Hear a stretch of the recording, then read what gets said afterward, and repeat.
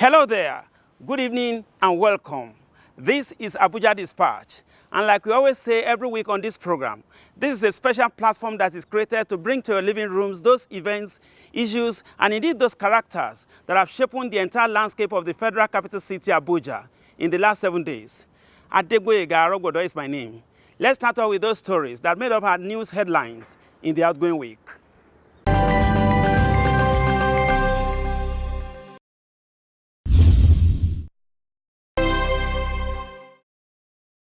The Federal Ministry of Health says a total of 84 cases of Lassa fever have been identified in Edo, Kano, Ondo, Ebonyi and Taraba states, with 16 deaths recorded so far. The governor of Ondo State, Rotimi Akeredolu, gave this update while briefing State House media men on what transpired during the National Economic Council meeting, which was presided over by Vice President Professor Yemi Osinbajo. The governor said the council was properly briefed by the Federal Ministry of Health on the situation reports on the Lassa fever incidents, coronavirus and polio immunization drives in the country. It was also reported that Nigeria is on course to getting the polio-free certification by June 2020 after 3.5 years without any case of polio. Meanwhile, plans are in the final stage for Nigeria to tap into the long-term opportunities of developing infrastructural deficit in the country by leveraging on the contributory pension fund account.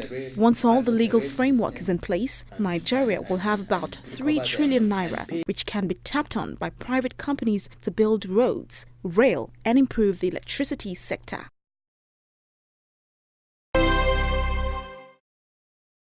Nigeria's meteorological agency, NIMET, has predicted early rainfall for the year 2020 in most parts of the country. The Minister of Aviation, Senator Hadi Sirika, disclosed this during the public presentation of a 2020 seasonal rainfall prediction in Abuja. The minister pointed out that above normal rainfall is expected generally in the country, and the expected total rainfall amount will range from 400 mm in the north to about 3,000 mm in the south. The minister further said that President Muhammadu Buhari's zeal in signing the Paris Agreement in 2015 is a testimony to his conviction that climate crisis, which is increasing in intensity by the day, will have to be tackled head-on. The Central Bank of Nigeria has increased the cash reserve ratio for deposit money banks to 27.5% from the initial 22.5% benchmark. The CBN Governor, Godwin Emefiele, at the bank's 278th Monetary Policy Committee meeting in Abuja, said the decision for the policy tightening is aimed at checking monetary-induced inflation, mop up liquidity, as well as bring market interest rates downward. He noted that CBN will do everything possible to check the rise in inflation, which he described as inimical to the Nigerian economy. The Apex Bank's governor also called for the immediate creation of legal framework to enable money banks recover their debts. Meanwhile, other monetary policy variables remained unchanged as monetary policy rate remains at 13.5%. Liquidity ratio 30% and asymmetric corridor at plus or minus 500 basis points.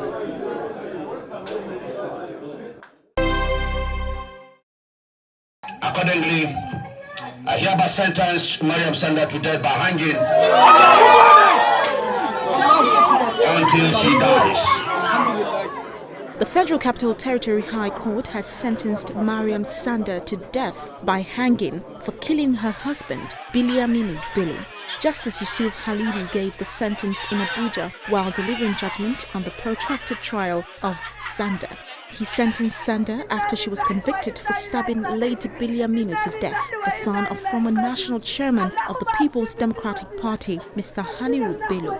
Upon her conviction by the judge, Sanda broke down in tears and wept uncontrollably. The situation worsened for her after Justice Halilu sentenced her to death, causing a sad atmosphere in the courtroom for sympathizers. Tearful Sanda was later comforted by her lawyer amid some officials of the Nigerian Correctional Service in the courtroom. Following the judge's sentence, she was whisked away from the court by NSC officials who were accompanied by security operatives amid wailing friends and family members of Sanda.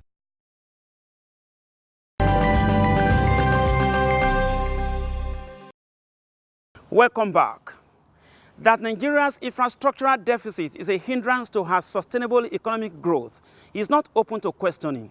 Indeed, the challenges of the absence of critical infrastructure continues to impact negatively on the cost of doing business, investments, and capital inflow into the country. This forms the crux of our discourse on Dateline this week. Stay with us.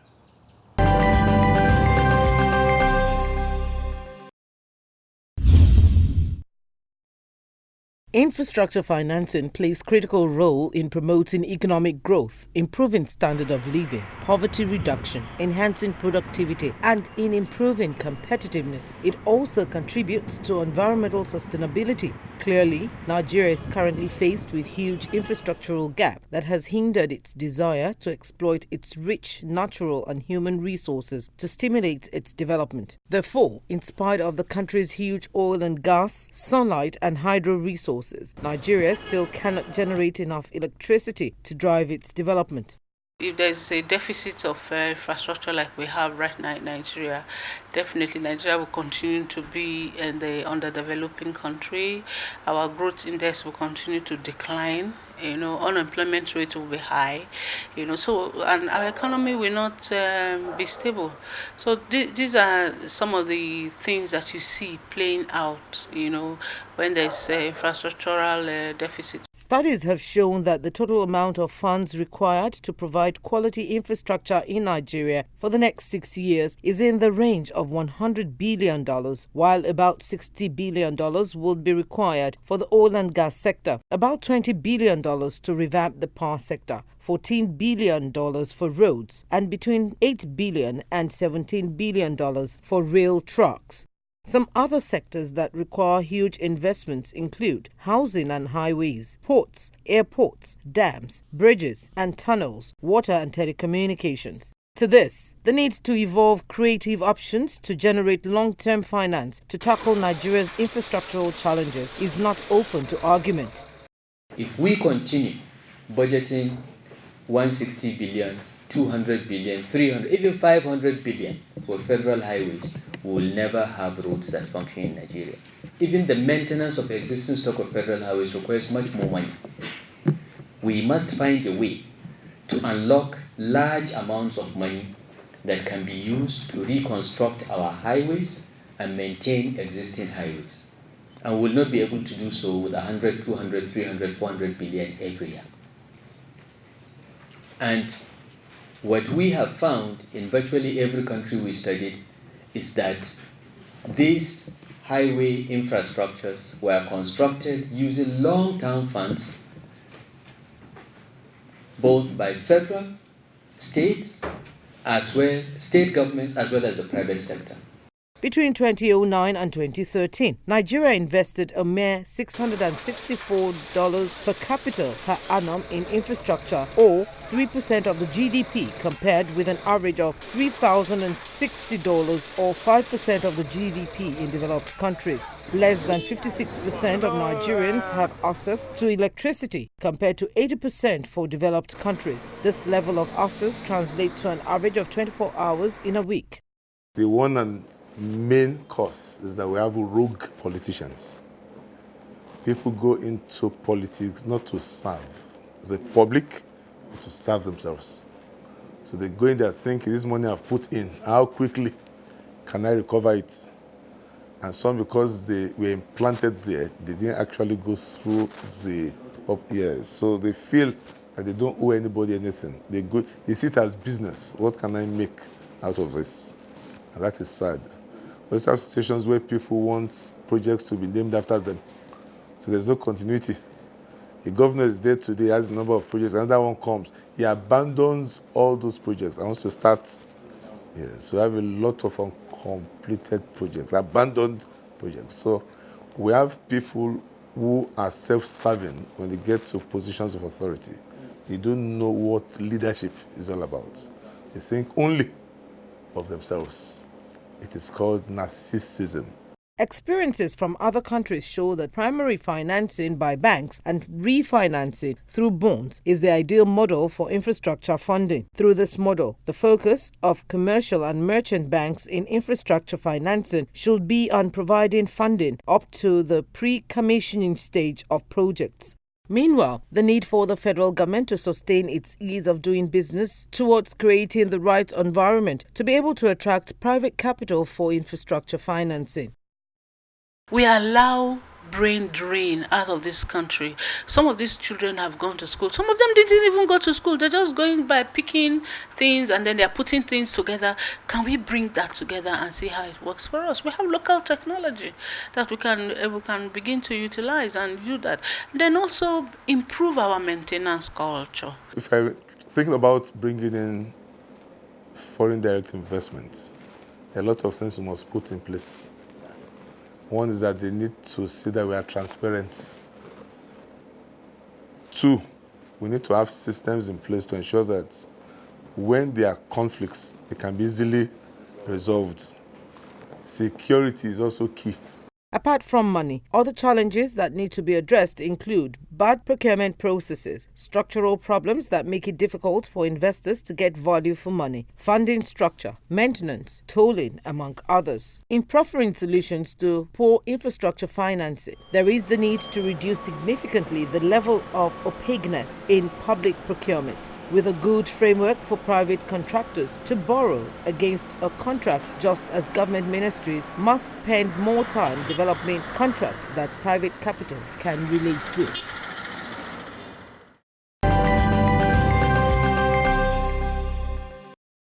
Thanks for staying tuned. The quality of education of any nation is said to be greatly determined by the quality of our school teachers. Therefore, aside the prerequisite academic qualifications, it is now mandatory to register for professional certification so as to be qualified to teach in all Nigerian schools. This week on Split Views, the Registrar of the Teachers Registration Council of Nigeria provides insights on the yardsticks for the quality assurance certification of Nigerian teachers. Join us again.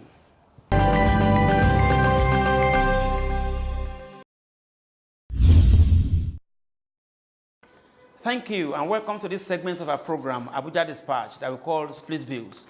And on Split Views this week, we have the pleasure of welcoming to our studio the Registrar and Chief Executive of Teachers Registration Council of Nigeria, Professor Josiah Ajiboye.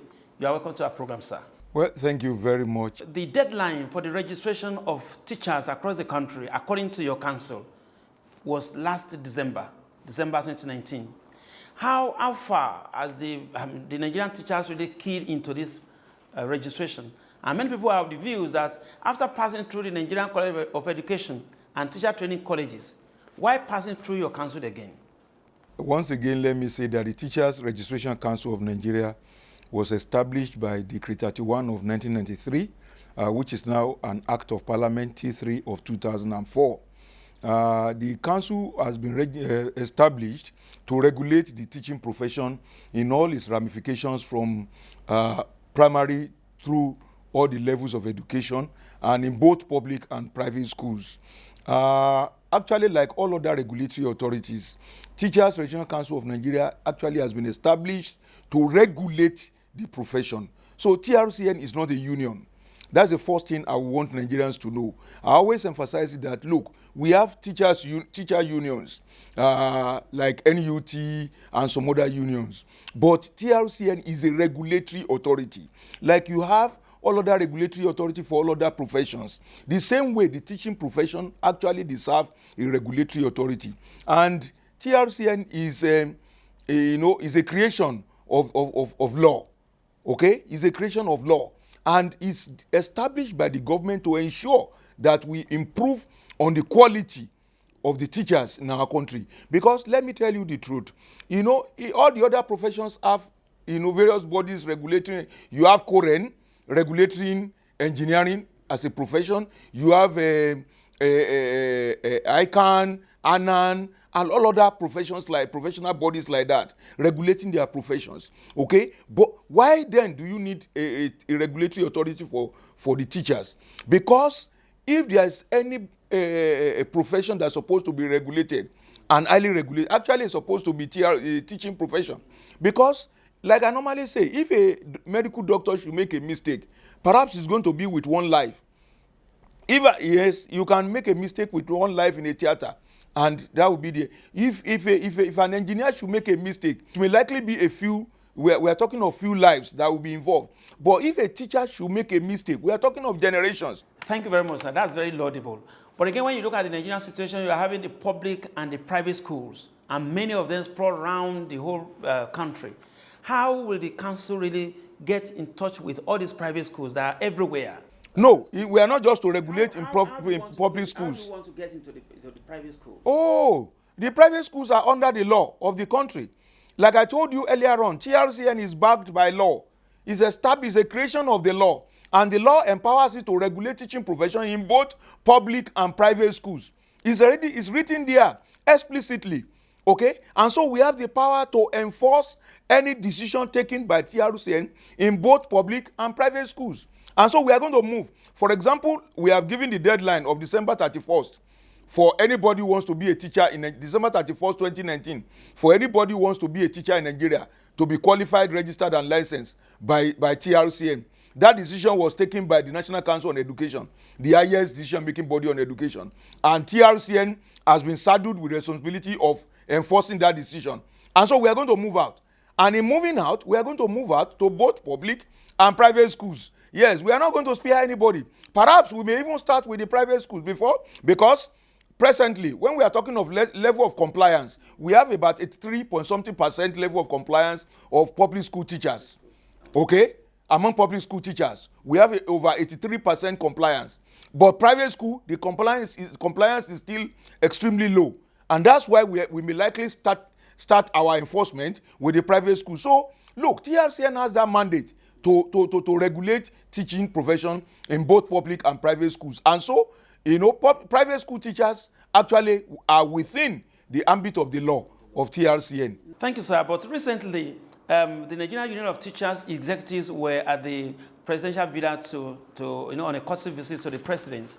And Mr. President, after listening to them, of course, agreed that there is the need to increase the number of quality teachers in our schools. So that means that there is this dearth of quality teachers, as it were. Now, with this registration, how will you now merge it with the need for more teachers in our schools?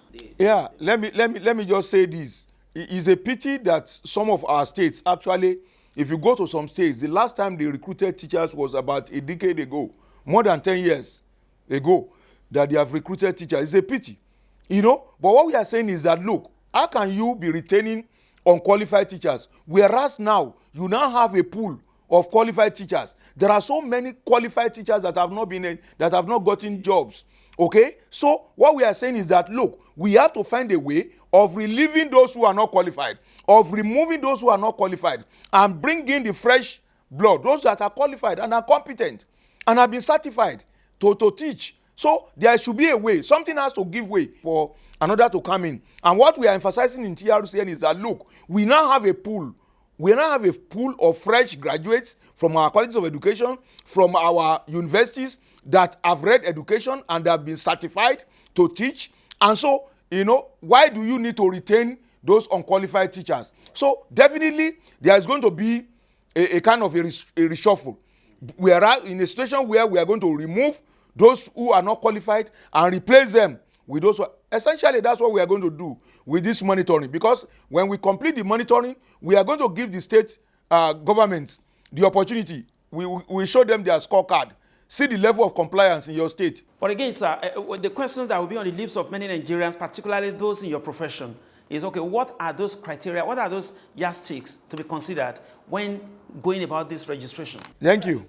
The National Policy on Education prescribed the minimum qualification for teaching profession in Nigeria, and that is NCE, the Nigerian Certificate in Education. That's the minimum qualification for anybody who wants to be a teacher in this country. And if you have a Bachelor of Education, or if you have a BSc or BA with PGDE or Professional Diploma in Education, you are still a qualified teacher.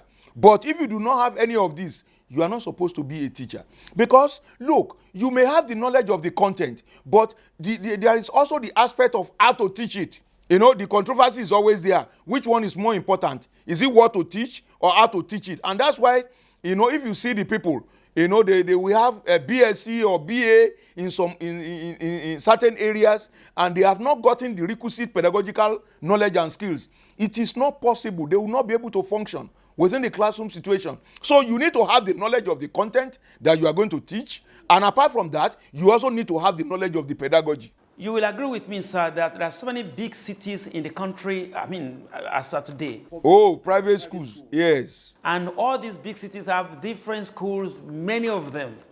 How will your council really go into the different cities and make sure that, you know, the message is clear to every one of them? I agree with you. It's going to be an Herculean task, especially for a massive city like Lagos. It's going to be an Herculean task. But you see, we are going to, the journey of 1,000 years start with a step. We are going to start from somewhere, okay? What we are doing is that, look, let us start this enforcement.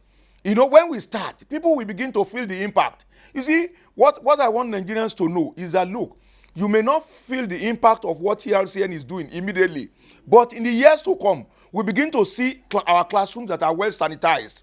You begin to see classrooms that are being handled by competent and qualified people. And this will impact positively on our education system. When we are talking of achievement of our learners, presently we are talking of poor achievement in all areas, especially in external examinations. Okay, when you look at the performance of our children in external examination, is still very poor. Okay, and this is part of the way that government can use to address that poor performance of our children. If you see those high achieving countries, when you look at those high achieving Sweden, Finland, and all those high achieving countries, Singapore, you will go and look very well. It's the quality of their teachers actually that determine that achievement that you are seeing. Now, to end it off, sir, recently, some state governments like Ekiti and Edo states, I think, were trying to retrain their teachers through conducting of different exams for them. Now, what is the angle of your council to this kind of drive? Is it acceptable? No, definitely teachers need to be assessed all the time. Okay? Teachers need to, we have developed, at the level of TRCN, we have developed a whole program for teacher assessment. Okay? Their employers can assess them. Their employers can also get TRCN to help them assess. For example, recently, Edo State government engaged TRCN, the primary education board in Edo State, engaged TRCN to conduct the promotion exam for the teachers. Okay, but we felt before you go into the promotion exam, let us have a 2-day training program for the teachers. And after the training program, you can now administer the test to the teachers. And it worked very well. It worked out very well. So assessing the teachers on a consistent basis is a good thing. Professor Josiah Ajiboye is the Registrar and Chief Executive Officer of Teachers Registration Council of Nigeria. Thank you for your time, sir. You've really spoken well. Thank you very much. Thank you, sir. We really appreciate you.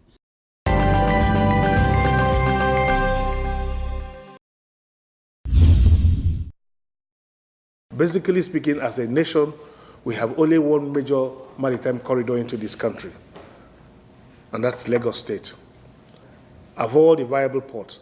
But with the congestion of Lagos Port, there's a gradual movement as a strategic government policy to see how some of the eastern ports can begin to have life and have cargo coming in. It's good to announce also that the existing federal government port, NPA Calabar, is beginning to receive light vessels with a tonnage of less than 6,000 tons coming into Calabar. But that's completely different. The message and the trust is that the Bakassi Deep Sea Port, with an evacuation corridor to northern Nigeria, is the strategic way forward for this country. And research have found out from satellite probing, it's been discovered that the northern Nigeria has the largest deposit of rare earth and essential metals. And the only way the northern part of Nigeria can have a full benefit of their God-given wealth in terms of solid mineral deposit is only when you have an access or have a keys of the Atlantic Ocean. as a major source of export.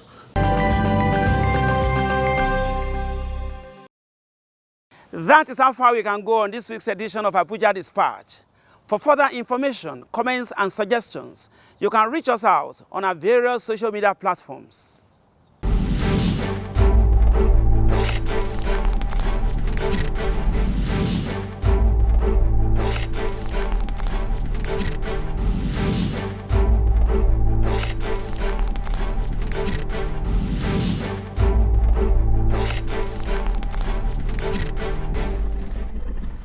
Thanks for sharing your moments with us tonight on Abuja Dispatch.